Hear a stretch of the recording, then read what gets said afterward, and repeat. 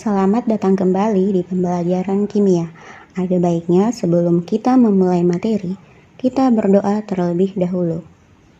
Materi yang akan kita pelajari pada pertemuan kali ini adalah larutan penyangga atau buffer.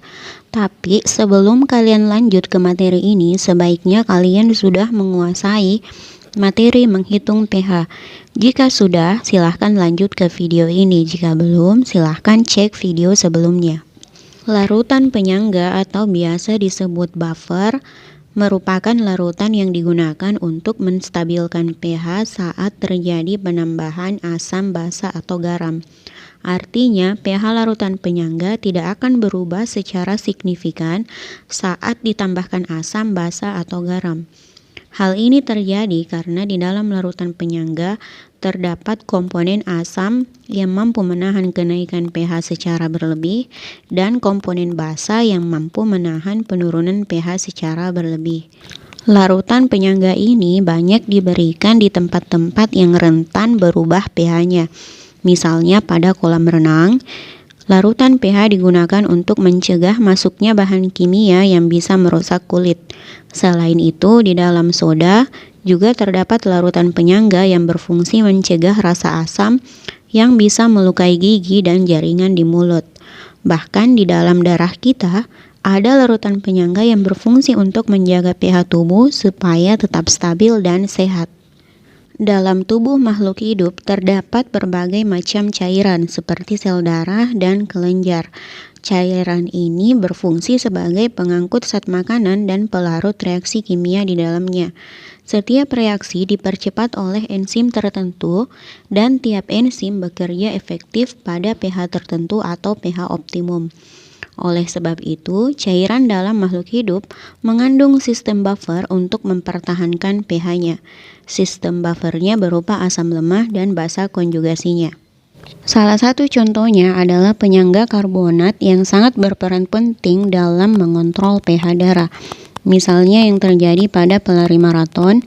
Pelari maraton dapat mengalami kondisi asidosis, yaitu penurunan pH darah yang disebabkan oleh metabolisme yang tinggi sehingga meningkatkan produksi ion bikarbonat.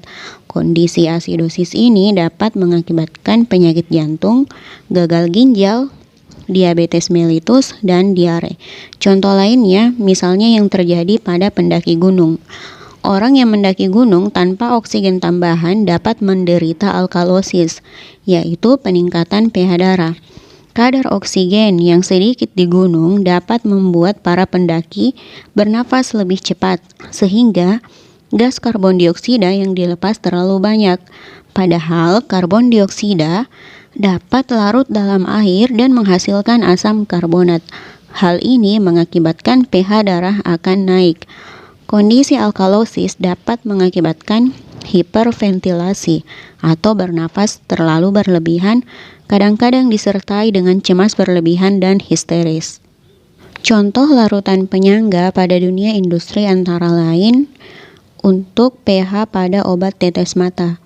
pH untuk obat tetes mata harus disesuaikan dengan pH air mata agar tidak menimbulkan iritasi yang mengakibatkan rasa perih pada mata. Begitu juga obat suntik harus disesuaikan dengan pH darah agar tidak menimbulkan alkalosis atau asidosis pada darah. Contoh lainnya adalah pada industri pembuatan shampoo. Rambut yang tersusun dari protein keratin dan memiliki ikatan kimia antara lain ikatan hidrogen dan ikatan disulfida. Ikatan ini stabil pada pH 4,6 sampai 6,0. pH shampoo yang terlalu tinggi atau terlalu rendah akan memutuskan ikatan protein pada rambut.